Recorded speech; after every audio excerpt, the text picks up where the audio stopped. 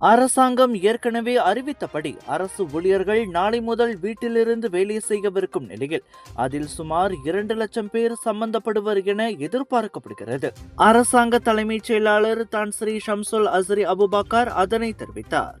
என்றாலும் எல்லா அரசு ஊழியர்களும் இதற்கு தகுதி பெற்றுவிட மாட்டார்கள் என்றார் அவர்.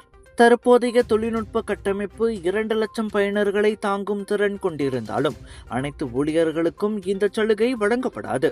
மாறாக பல்வேறு காரணங்களை அடிப்படையாக கொண்டே ஊழியர்கள் தேர்வு செய்யப்படுவர்.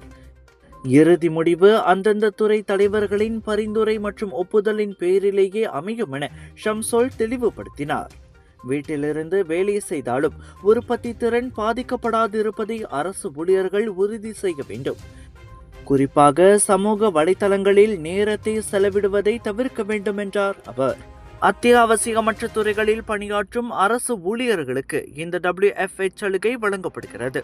இதன் மூலம் எரிபொருள் பயன்பாட்டை குறைப்பதுடன் ஊழியர்களின் வாழ்க்கை செலவினங்களை கட்டுப்படுத்தவும் அரசாங்கம் இலக்கு கொண்டுள்ளது.